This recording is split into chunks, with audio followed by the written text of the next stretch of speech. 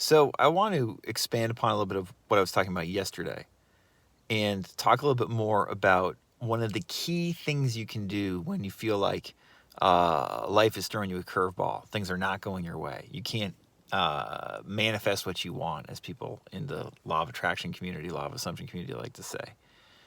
One of the most powerful things you can do is utilize that energy, and instead of having it work against you, have it work for you. So we're going to talk a little bit about how to do that today. If you don't know who I am, my name's Tim.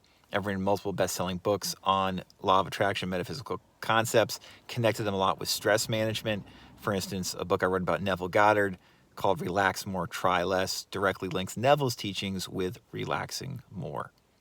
And I've written several other books about this, including The Law of Attraction Simplified, which I mentioned in my last video, and is definitely a book you should read if you're interested in what we're about to discuss, which is basically, to sum it up, utilizing not giving a fuck energy. Way too many kind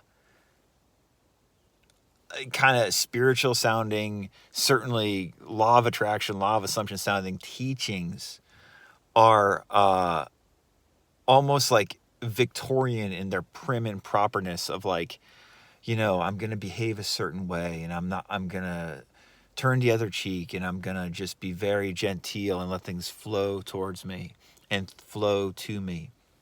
And while that approach, generally speaking, a lot of the time can be fantastic, the issue I often see in my own life and with many clients I have worked with over the years is that as great as that kind of very Christian oriented and like gentle teaching is, it often is not prodding enough, not active enough when shit gets tough.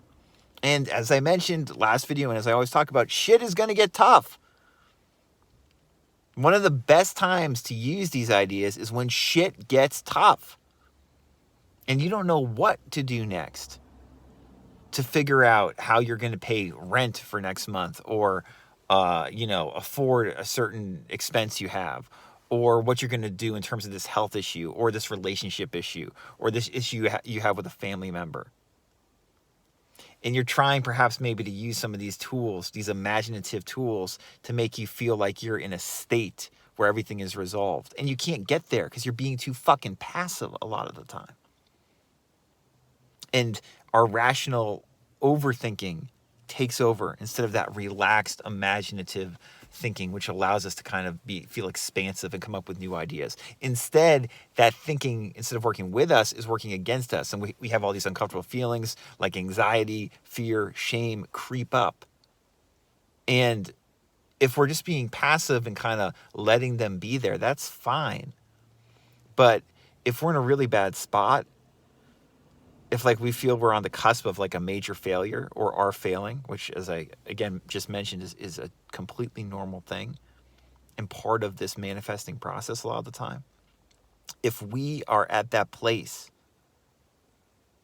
it's often very intelligent to say, fuck it. Fuck it.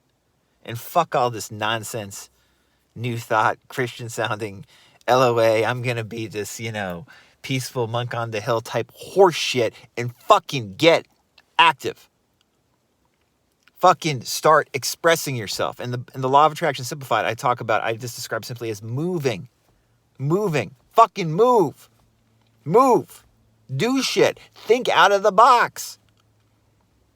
Fucking wave your arms in the air. Start getting crazy. Don't be all fucking prim and proper.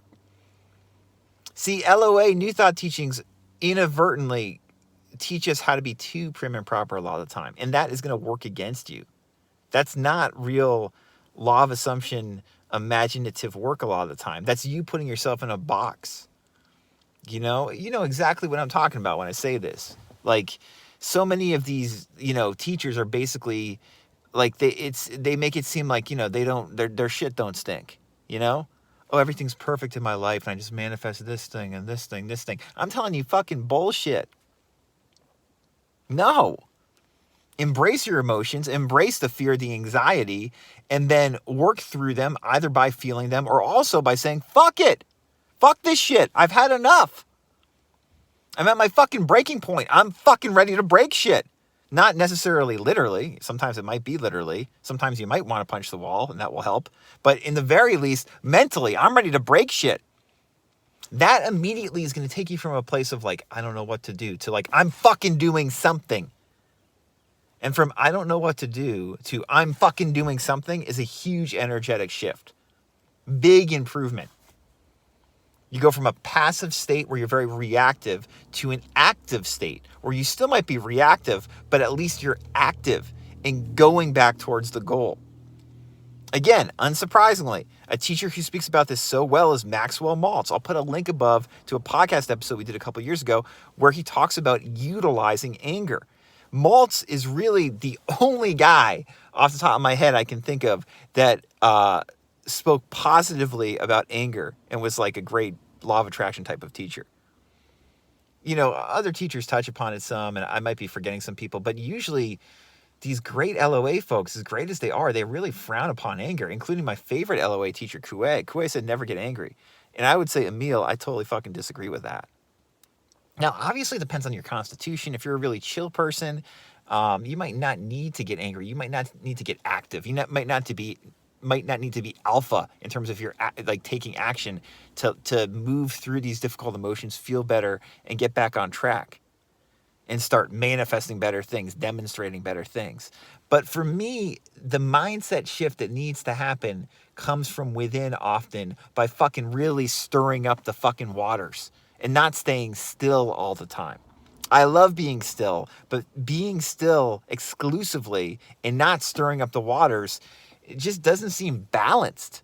There's a real imbalance there, right? It's too passive. I need to mix my passivity with some real activity, usually, in order to feel just, you know, in harmony, basically. And I know I've been doing this stuff long enough that when I feel more in harmony, more just at peace in the present moment, I am much more capable of making wise decisions, taking appropriate inflow, inspired actions, having ideas come out of nowhere that are useful, and just going with the fucking flow. But if I'm just kind of passive and waiting, and I'm living in the end, I'm assuming the end. No, I'm not. It doesn't fucking work. And listen, I fucking vibe out every day. I love to meditate and be passive. But I do that in increments. 10, 15 minutes at a time, a couple times a day, for instance. And then a lot of the rest of the day, I basically have to be doing stuff. And if I'm too in my head and not doing stuff, it tends to slow me down. And I would not be surprised if that's the case for you too. Because you probably wouldn't have made it this far on this video with me swearing and acting so wacky if that was not the case. Yeah. If you need help, you know where to find me. I'm glad to give you a short consultation if you're serious about applying this shit, because most people are not serious about applying this shit in the way I just said, And like I also mentioned, the Law of Attraction Simplified, I think it's the second chapter where I talk about moving. You might want to refer to that chapter because that, I think, will make a lot of sense in the context of what we just spoke about. I'll put a video below where I speak more about this as well. Until next time, be well, keep moving.